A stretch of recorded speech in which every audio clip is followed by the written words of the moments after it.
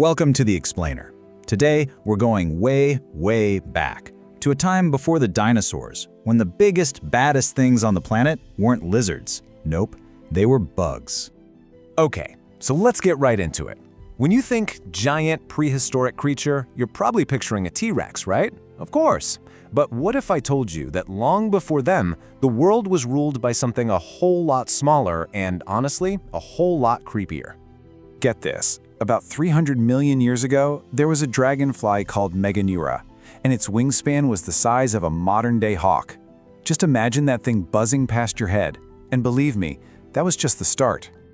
No, this isn't some wild sci-fi movie plot. For millions and millions of years, this was just reality. This was planet Earth. So let's take a trip back to this ancient, kind of alien world. We're heading to the Carboniferous period, about 300 million years ago, to meet the real rulers of the land. And we're not talking about bugs that were just a little bigger than today. Oh no.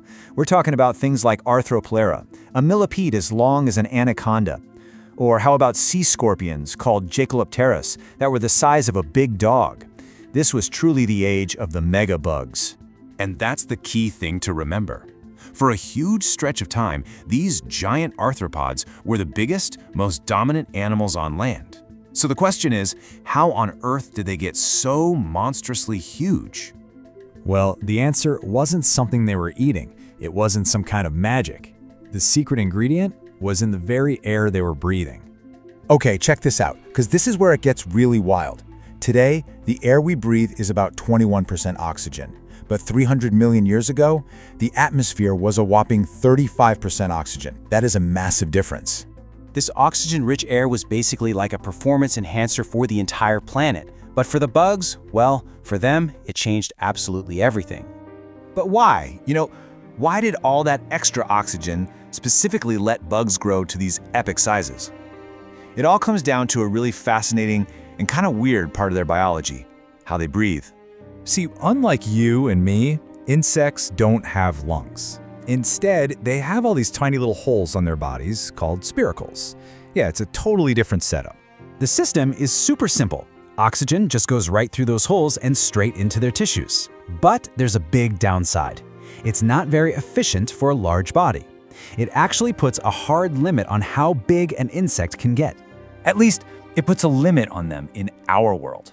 But in a world supercharged with oxygen, that whole limitation just goes away. With so much more oxygen packed into every single breath, their breathing tubes could be way longer and still deliver enough fuel to power a much, much bigger body. The size barrier was completely shattered. So if these giant bugs were so successful, where did they all go?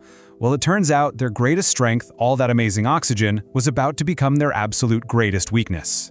The planet was about to suffer a catastrophe we now call the Permian mass extinction.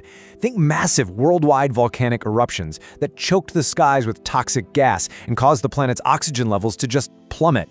This wasn't just a bad time for life on Earth. This was the single largest extinction event ever.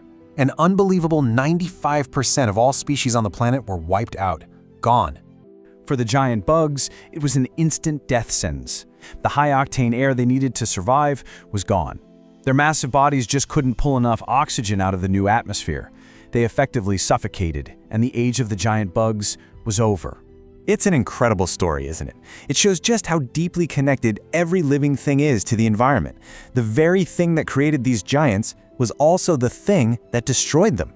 And it really makes you think, doesn't it? Our own atmosphere is changing right now. What kind of giants, or what kind of extinctions, might be just around the corner for us?